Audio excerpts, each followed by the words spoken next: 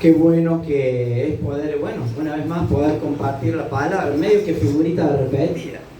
Espero que no se aburran de ver la misma cara. ¿Se acuerdan? Hace varios domingos yo le dije, acostumbre a ver estas caras feas, porque van a ser las caras que usted va a ver durante toda la eternidad, así que mejor que se encariñe con nuestras caras. Bueno, hoy me toca nuevamente compartir porque tenemos algunos ahí hermanitos averiados, ahí medio pachuchos, pero bueno, estamos orando para que rápidamente puedan ponerse de pie y seguir en la batalla, ¿no? Como es la misión de todo verdadero hijo de Dios. Quiero compartir con ustedes en el libro de los Hechos, capítulo 2, versículo 22. Hechos, capítulo 2, versículo 22. Estamos ahí en el capítulo 17, ¿se acuerda? Del libro Vida con Propósito. Y el título de ese capítulo 17 de este libro Vida con Propósito habla acerca de un lugar, dice, a pertenecer. Yo por ahí le cambio los nombres a los títulos y le puse donde verdaderamente debemos pertenecer. Y sabe, mientras usted está ahí buscando el libro de los Hechos, capítulo 2, versículo 22, hay una referencia en el título de 1 Timoteo 3:15, no lo busque porque ya yo lo tengo, lo voy a leer rápidamente. Y el apóstol Pablo le empieza a hablar a la iglesia, pero empieza a dar directivas claras a la grey, especialmente a su discípulo Timoteo, para que él entienda la importancia y el significado de lo que representa ser un hijo de Dios, lavado por la sangre de Cristo, reconocer el sacrificio de Cristo, dejar esa vieja vida del pasado y empezar a transitar la propuesta que Dios ha determinado para cada uno como creyentes y como verdaderos hijos de Dios. Entonces, Pablo ahí en 1 Timoteo 3:15 le dice, te escribo, dice, esto te escribo, le dice a Timoteo, aunque tengo, dice, la esperanza de verte, para que si tardo, si me pasa algo, si me demoro, dice el apóstol Pablo, para que si me tardo, sepas conducirte en la casa de Dios. Y yo me imagino, Timoteo habrá pensado, bueno, pero ¿y cómo será? O sea, ¿cómo tengo que caminar acá en la iglesia, en las cuatro paredes estas? No. ¿Y qué será la iglesia? Bueno, para que sepas, dice el apóstol Pablo, cómo conducirte en la casa de Dios, que es la iglesia del Dios vivo, columna y baluarte de la verdad. Este es el consejo que el apóstol Pablo le da a Timoteo. ¿Y sabe?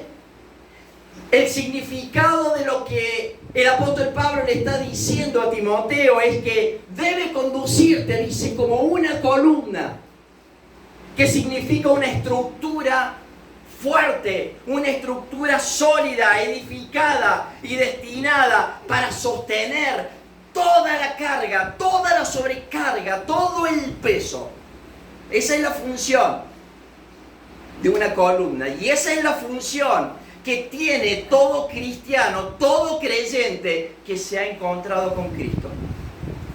Pero le dice también que debe ser baluarte, es decir, una barrera impenetrable para las fuerzas enemigas. Es decir, en la antigüedad él saca esta realidad de lo que veía en cuanto a las construcciones y dice que las fortalezas más grandes para preservar la integridad del pueblo de los enemigos, se edificaba una muralla gigantesca para retener al enemigo, y donde el enemigo se tenía que detener y donde el enemigo no podía pasar. Esto es lo que el apóstol Pablo le aconseja a Timoteo: columna, baluarte de la verdad. Y creo que de alguna manera Pablo hace hincapié claramente a la importancia del cristiano en el curso de nuestra vida. Él está haciendo hincapié para que entendamos cómo va a transitar y cómo debe transitar nuestra vida luego de nuestra conversión. Es decir, que mi comportamiento, después que entendí la regla de Dios, después que entendí la propuesta de Dios, debe ser cada día de mi vida consecuente con nuestro llamado como cristianos. No puedo ser un cristiano y vivir una vida del mundo. Debo ser un cristiano que verdaderamente ponga a prueba y ponga en práctica la realidad de Dios con respecto a los mandamientos que Dios ha determinado para la vida de cada uno. Debemos ser consecuentes cada día de nuestras vidas. El Señor nos ha llamado y nos ha dado la salvación como verdaderos hijos de Dios.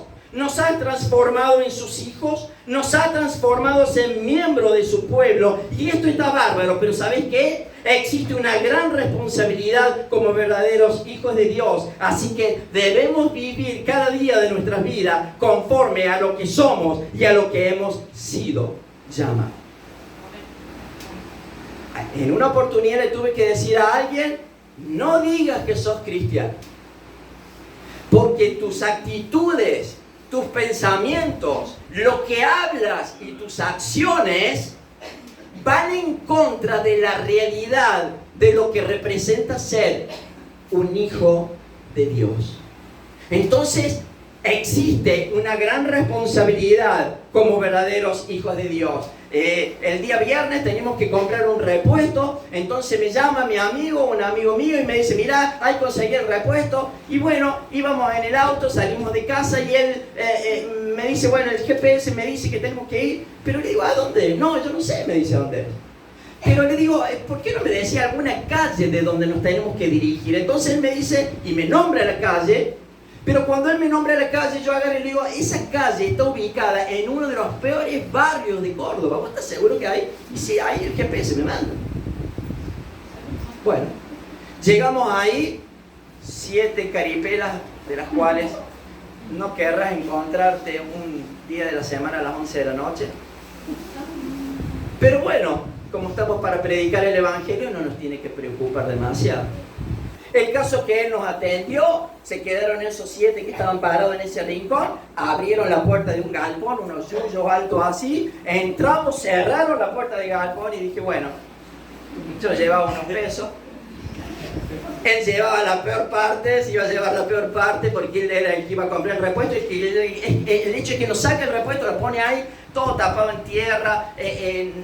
Yo cuando veo eso digo: la verdad que no es lo que yo esperaba, pero bueno. Y es el que es mecánico, él dice: no, pero esto está en excelentes condiciones, ¿cuánto vale que la llevamos, que no la llevamos? Y yo rápidamente, de pronto, lo dejé hablando solo, abrí el portón y me fui afuera y me senté en el auto. El caso es que, claro, él me ve sentado, me llama, y yo me hago el sonso y le hago que venga y que sí, que no, y se quedó charlando. El caso es que nos subimos al auto y me dice: no, seguramente que no te gustó lo que queremos comprar.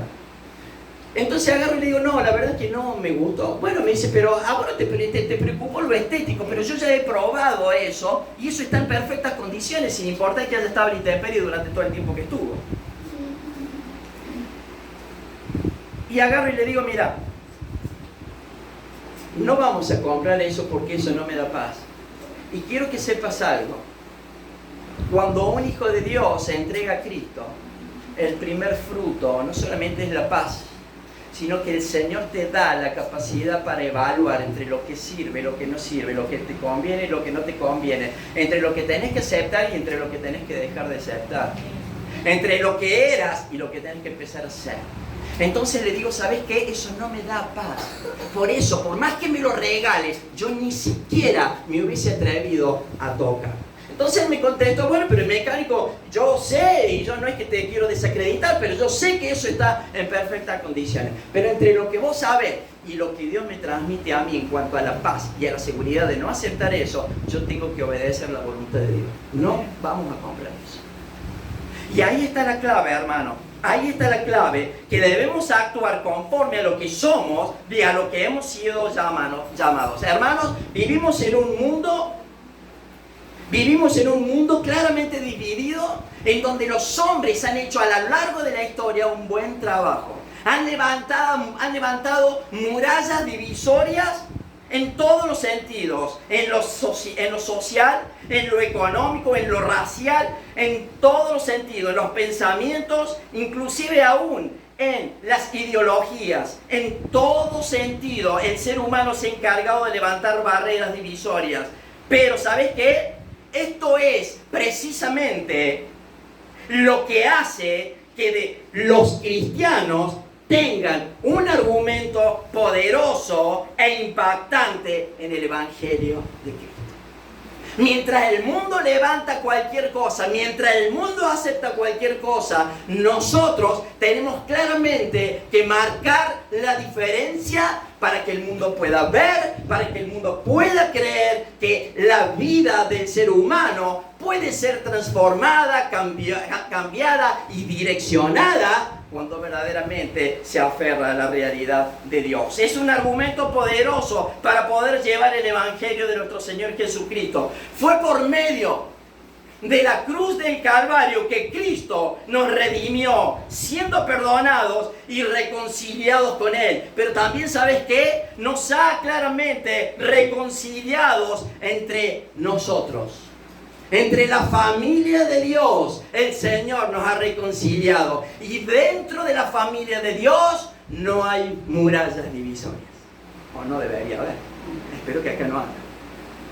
No debería haber, no hay en la iglesia de Cristo murallas divisorias. Hermanos queridos, ningún tipo de divisiones puede cambiar el rumbo de lo que Dios ha destinado para nuestras vidas. ¿Sabes por qué? Porque el Señor dice que la iglesia es la luz del mundo que vive en tinieblas y vos tenés la gran responsabilidad como iglesia. Este es un espacio físico de 4 paredes, pero la iglesia sos vos y cada uno de nosotros somos los responsables de llevar la verdad de Dios, la absoluta verdad de Dios. ¿Cómo dijimos que éramos? Dijimos que somos columna, baluarte, encargados de llevar la verdad. ¿Y sabes qué? La verdad significa, es una característica esencial de la realidad tal como es. ¿Querés un ejemplo? El sol sale cada mañana y aparece por el oriente en cada amanecer. Y eso no lo va a cambiar, es una realidad absoluta. Existe la ley de gravedad, es una realidad absoluta, por más que algunos la quieran violar. Daniel Ferreira, un amigo mío, después de ver Batman y ver cómo el pingüino volaba de un lado a otro en un paraguas, él se subió y como nunca aceptó la realidad de la ley de gravedad, se tiró del tanque de agua a la vereda y se quebró las 2 piernas. ¿Sabe? Si yo le dijera ahora a Daniel, ¿por qué no te tiras para ver si volás? Me diría ni loco. Porque entendió que la ley de gravedad es inviolable. La verdad de nuestro Señor Jesucristo a través de su palabra es claramente inviolable. No hay argumentos que puedan desarticular la verdad de nuestro Señor Jesucristo. El 8 de marzo, hace unos días, se festejó el Día Internacional de la Mujer. Hermanos queridos, gloria a Dios, que todos los que creen, o todas las que creen, que representan el Día de Mujer, acá en todas las mujeres que hay en este lugar, y en la familia de Dios, no pueden ser representadas por eso. Amén. Porque hay un discurso totalmente diferente a la realidad de Dios. Su comportamiento, actitud, accionar y pensamiento van diametralmente en forma opuesta a la realidad de Dios. Por lo tanto, ninguna mujer puede ser representada por esto. ¿Sabe por qué? Porque la única verdad es la de la iglesia. Es la única verdad que se conservará y se concentrará a lo largo de la historia hasta la venida de nuestro Señor Jesucristo. La única capaz de cambiar las realidades es la iglesia a través de la verdad de nuestro Señor Jesucristo. Y no hay tutía, como dicen vulgarmente. Esta es una realidad que no podemos cambiar. La pregunta es, hermanos queridos, somos los representantes de la iglesia del Dios vivo, columna y baluarte de la verdad. El mundo, quiero que sepas que el mundo te observa en cada momento, actitud, acción y pensamiento. La pregunta es, ¿la iglesia tendrá la respuesta? ¿Quiere que se la dé? Sí. La iglesia tiene la respuesta de la absoluta verdad. Le guste a quien le guste. Todas las veces que venimos para acá pasamos por una casa que dice iglesia basura. ¿Sabe por qué tienen que poner eso? ¿Sabe por qué tiene que ir en contra de la iglesia? ¿Sabe por qué todas las ideologías van en contra de la realidad de Dios? Porque no le queda más remedio que reconocer aún en su ignorancia espiritual que la verdad está cimentada solamente en la verdad de nuestro Señor Jesucristo. Y no hay vuelta. Por eso dice el versículo 2, 22, fíjate lo que dice. Ahí se prepara el apóstol Pedro, ungido por el Señor.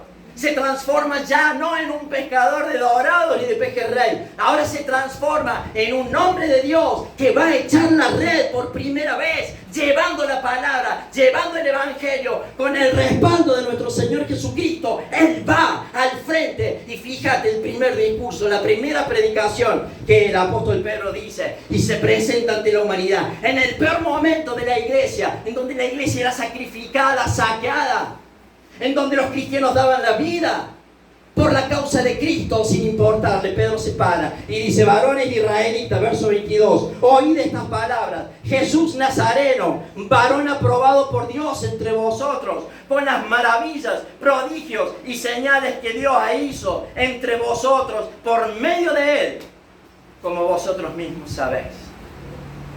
Este es el mensaje evangelístico que lleva el apóstol Pedro. Pedro se levanta, ¿sabe para qué? Para magnificar el nombre de nuestro Señor. Y este es el modelo de iglesia triunfante que debe ser la iglesia en la actualidad. Este debe ser el modelo de la iglesia. Ser expectantes simplemente y ser oidores, hacedores de llevar la palabra del evangelio de Cristo para que el mundo pueda ver, para que el mundo pueda creer, para que las generaciones, como en el día de ayer, tenemos adolescentes y niños que tienen a sus padres en la cárcel, viven un infierno de vida, pero Cristo puede cambiar las historias de los niños y de los adolescentes. Amén. Esta es la clave de ser el representante de la iglesia de Cristo en esta tierra. No es poca cosa. Se levanta para enarbolar la bandera y el nombre de nuestro Señor Jesucristo. ¿Sabe? El mundo ha probado todas las formas de gobierno. El mundo ha probado todos los excesos, todo lo que el dinero puede comprar. ¿Sabe qué ha sido el resultado? Es que no ha encontrado nada. De hecho, el mundo se encuentra más vacío hoy, en la actualidad, a pesar de los avances tecnológicos, a pesar de todo lo que te puedas imaginar, el ser humano nunca se ha sentido tan solo, tan abandonado y tan destinado al fracaso. Es muy triste la realidad, pero es así. Ni siquiera el mundo tiene la capacidad para extraer las verdades de la palabra de Dios. ¿Sabe por qué? Porque ni siquiera la lee. Entonces ni siquiera puede acceder a extraer las verdades de Dios. Agata, los cristianos leen por ahí la Biblia. Imagínense el mundo. El mundo no tiene cómo extraer las verdades de Dios. Por eso es tan importante, hermanos queridos. Por eso es tan importante entender las verdades de su palabra. ¿Sabe por qué? Porque es tu testimonio lo que va a cambiar la historia. Porque es tu responsabilidad como iglesia lo que va a cambiar tu historia. Tus hijos lo necesitan. Tus nietos lo necesitan. Tus amigos lo necesitan. Tus amigos no necesitan que participes de la obra infructuosa que tienen que ver con el pecado. Tus amigos necesitan que le puedas llevar la palabra porque se trata de vida o muerte. Todo lo que decidas en este instante, para bien o para mal, repercutirá en la eternidad, no solamente de tu vida, sino repercutirá en el futuro de tu descendencia. Bueno, yo amo a mi hijo y doy la vida. No des la vida por tu hijo. Dale palabra de Dios. Sea un ejemplo. Si hay una botella de vino en su casa, cámbiala por un Nuevo Testamento. Si hay basura arriba de la mesa en tu casa, cámbiala por la palabra y por la oración. Y que tu hijo te vea arrodillado, clamando a Dios. Y Él encontrará el camino de la verdad y de la vida. Amén. Amén. Amén. Aquí no hay otra.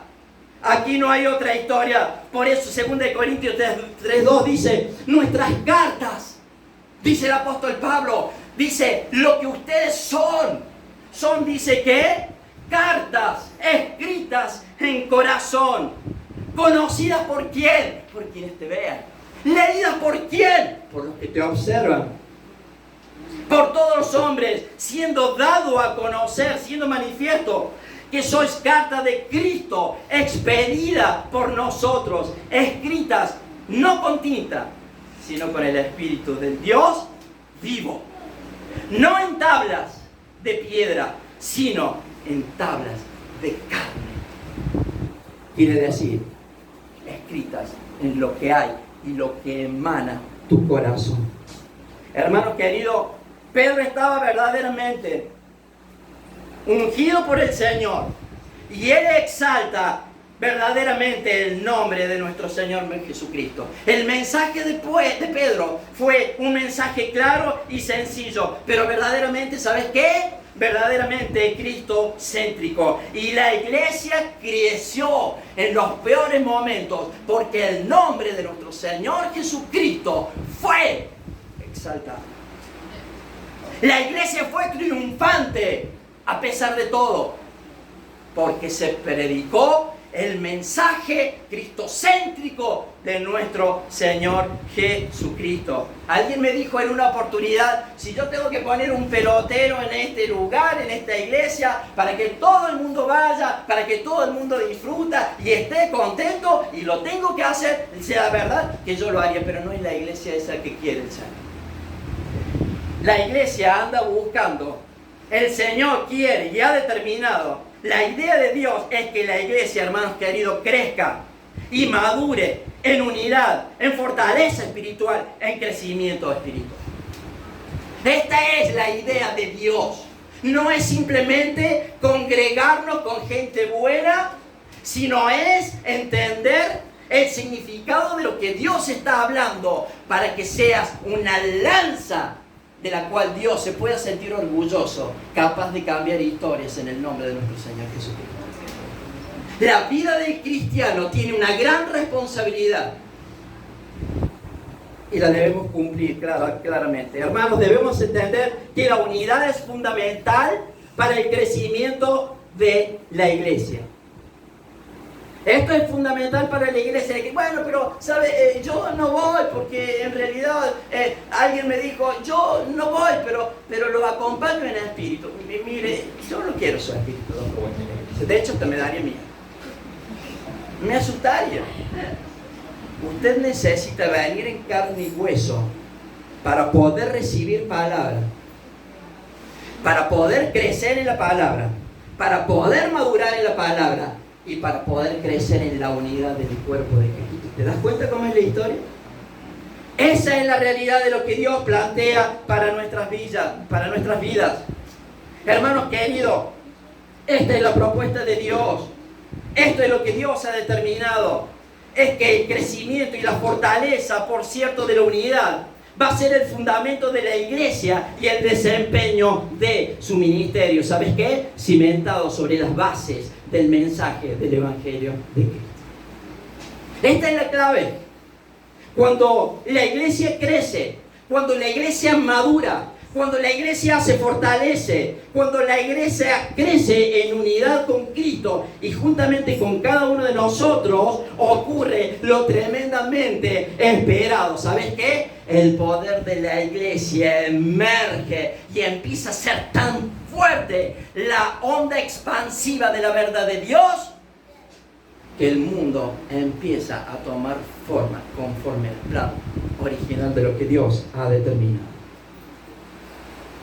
Verso 23, verso 22 dice que cuando la iglesia emergió en aquel momento, como lo debe hacer ahora, las maravillas, los prodigios, las señales que Dios hizo entre vosotros por medio de Jesús, ¿sabes qué? Se evidenció y se exteriorizó y el mundo pudo ver la verdad y creer que la historia es en nuestro Señor Jesucristo. ¿Y sabes qué más?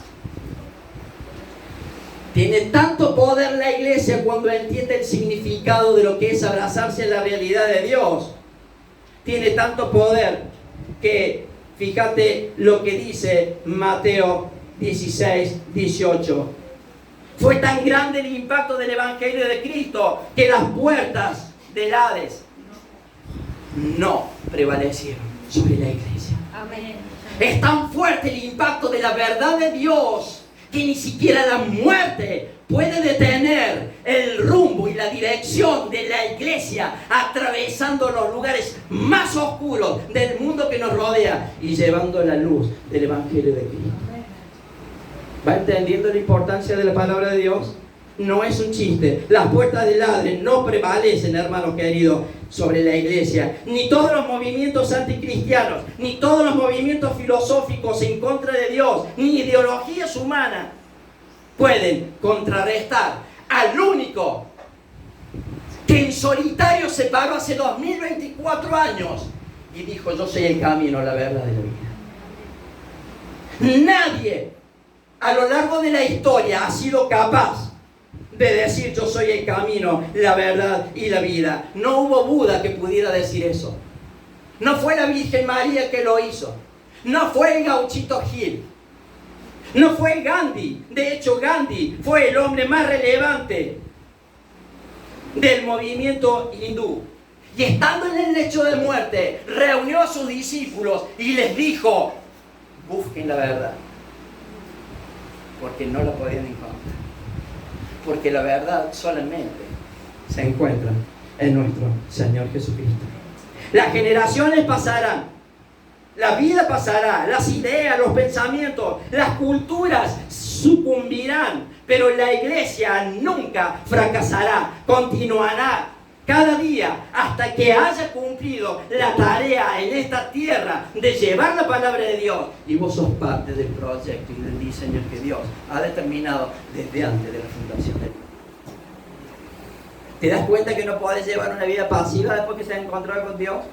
¿Te das cuenta que tenés que empezar a dejar la trivialidad de este mundo? Porque la vida es más corta de lo que vos te imaginás. Y un error en tu vida te puede ocasionar la muerte, no solamente física, sino la muerte eterna. Hay pecados que llevan a la muerte física, pero quiero aclararte que también llevan a la muerte eterna. No te podés dar el lujo de coquetear con ciertas situaciones del mundo. Es hora de empezar a vivir la realidad de Dios. No habrá reinos, no habrá gobiernos, no habrá multitudes ni famosos que puedan afectar las vidas de las personas como lo hizo nuestro Señor Jesucristo. Pedro en aquel momento magnificó su santo nombre, que es por sobre todo nombre, y dio a conocer, ¿sabes qué? Las maravillas de su poder. Pero ¿qué más dice que hizo? Verso 23. A este, dice Pedro, sigue predicando.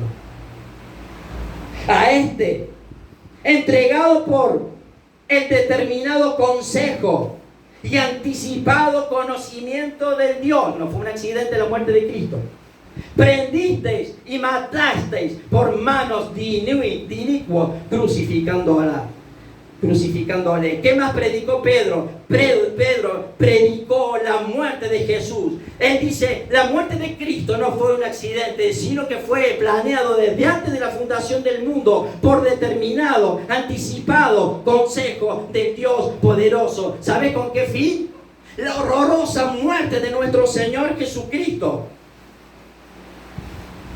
Y sacrificio en esa cruz fue para darnos sustitución. Él pagó el precio para sustituir. Él pagó el precio para nuestra redención. Él pagó el precio, el justo por el injusto, el que no merecía la muerte. El que no tuvo, dice, pecado, sufrió el dolor, conoció el dolor. Por nosotros, dice, se hizo pecado para que fuésemos hechos justicia de Dios en él. El Cordero sin mancha, el perfecto, cargó sobre sí, sobre su cuerpo físico, cargó los pecados de la humanidad, su cuerpo lacerado.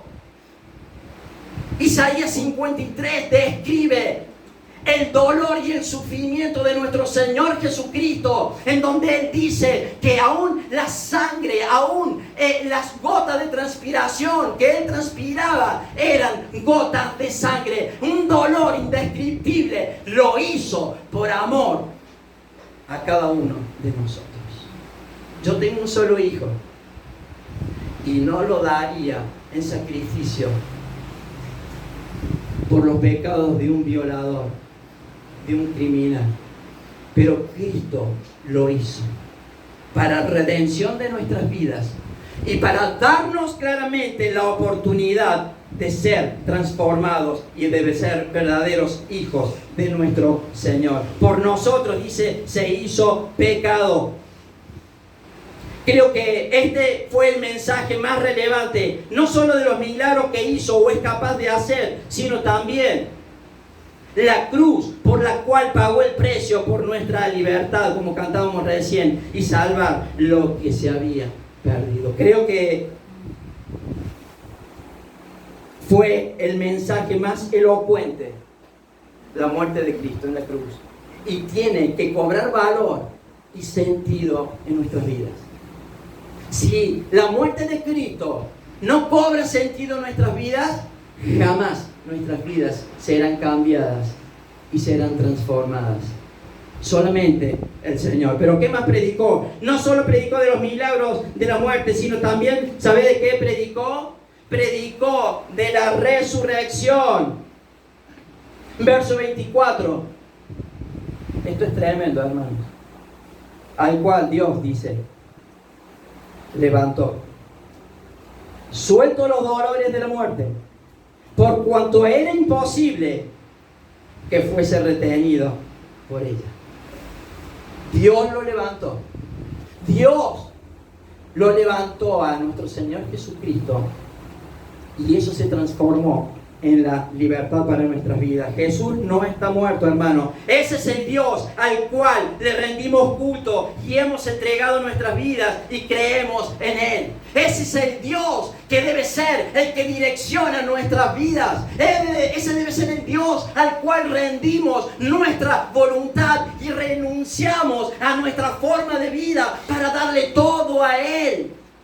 Ese es el Dios del cual debemos cada día de nuestras vidas honrar y venerar hasta el día que vayamos a su presencia o hasta el día que Él venga a buscar a su iglesia. En el siglo XX hubo un hombre que se llamó Houdini. Fue un ilusionista, un mago, un brujo. Y él hacía actuaciones en donde podía conquistar al mundo y en donde el mundo pagaba fortuna, lo encadenaban adentro de un cofre y le metían 50 millones de cadenas con unos candados así, lo tiraban al río y el tipo salía. Fue la primera estrella global que escapaba de todas las trampas. No hubo cadenas, no hubo candados que pudieran resistir la habilidad para liberarse. Pero en una de sus últimas funciones se acercó un grupo de estudiantes universitarios.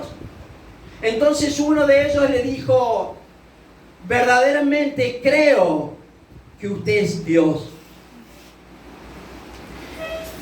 Y él le dijo, el estudiante le dijo, para poder confirmar mi creencia, yo soy boxeador y quisiera proporcionarle con el permiso de usted un golpe para ver cuál es su reacción.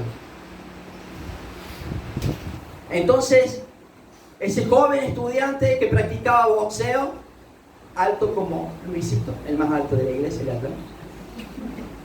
Le queda chica la iglesia,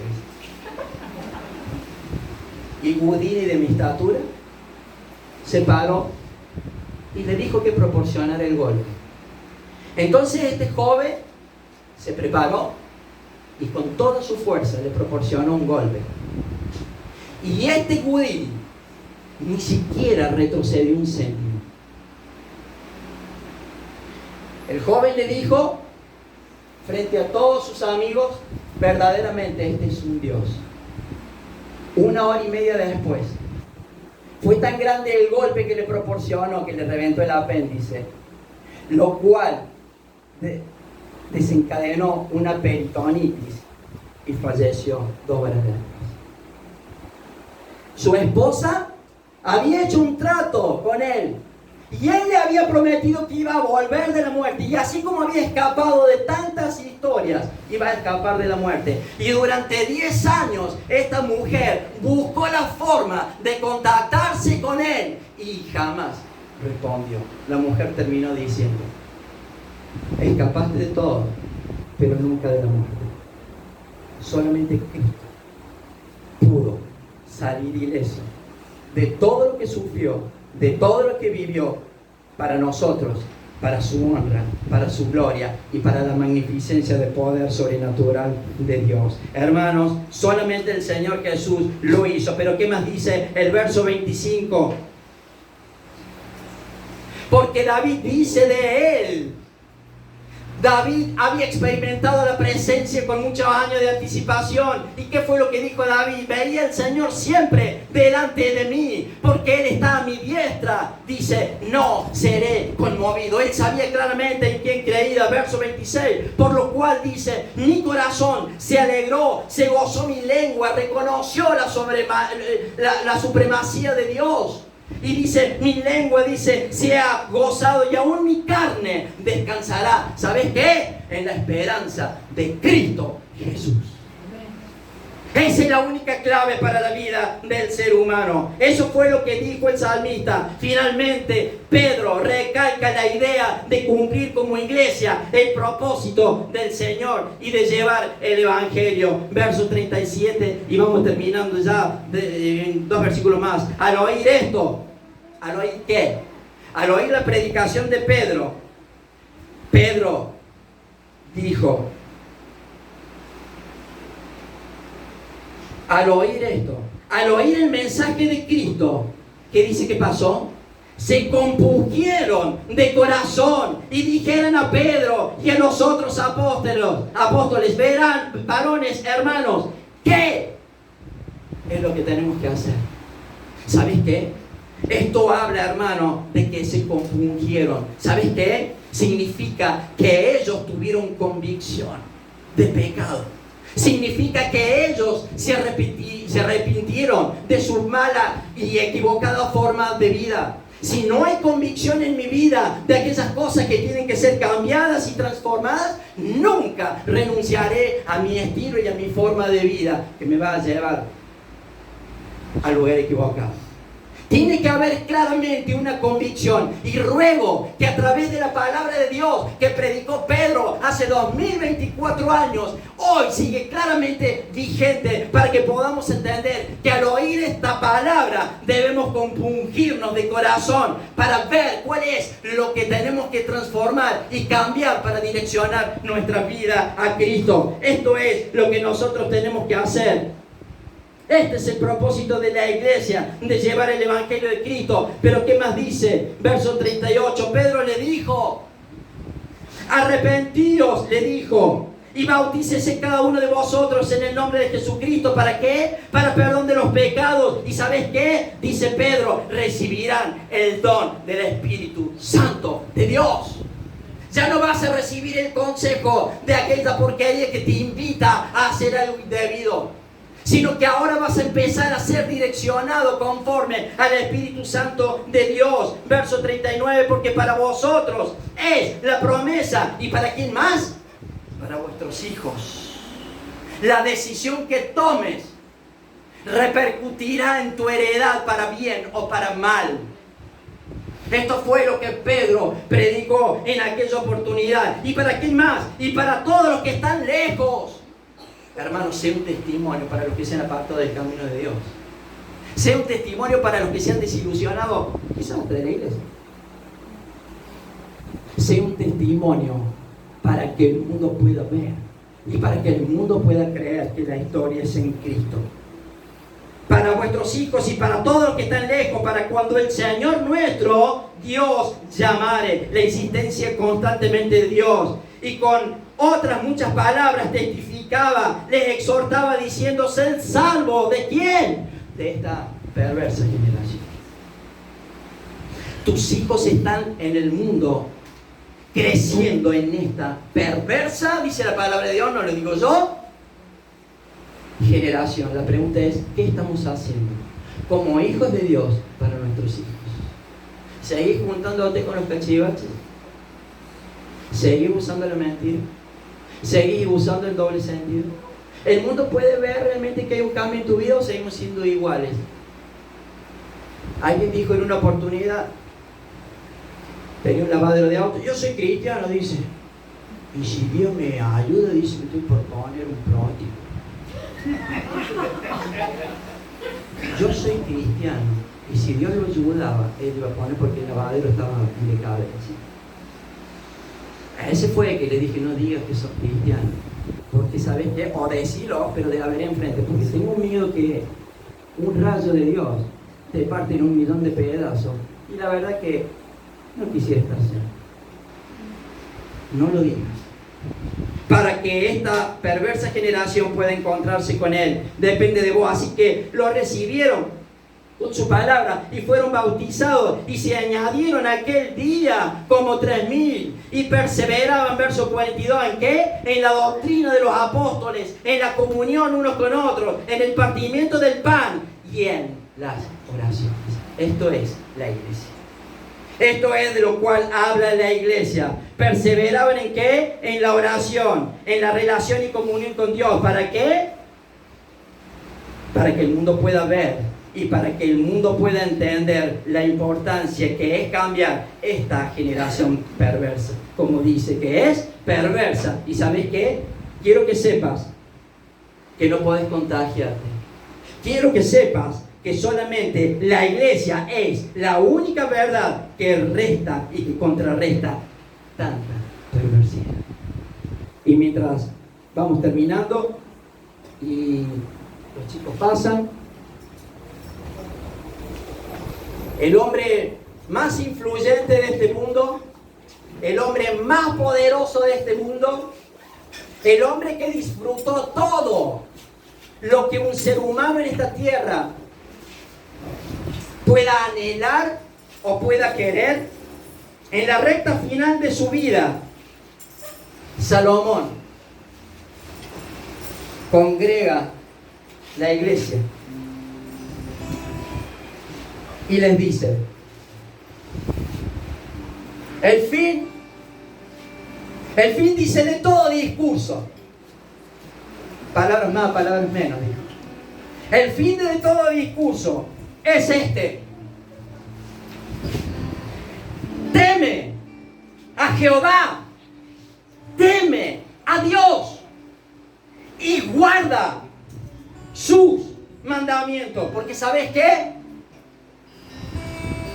Esto, dice Salomón, es el todo del hombre. No hay otra cosa. No hay otra cosa. Hoy es la oportunidad, y ruego a Dios, por el cual estuvimos orando, que el primer mensaje de Pedro, con toda la fortaleza del Señor, con toda la elocuencia, con el momento más crítico, que no sabía en qué momento le iban a cortar la cabeza. Proclama el Evangelio de Cristo a una multitud que no le conocía, a algunos que quizás se habían detractado de la fe, a otros que quizás se habían apartado de la realidad de Dios. Pero Él lleva el mensaje de Cristo. Y hoy es el momento para entender que este mensaje puede ser el primero de todo lo que puede venir, o el último de lo que quizás puedas oír. Dependerá de cada uno de nosotros. Padre, gracias, Señor.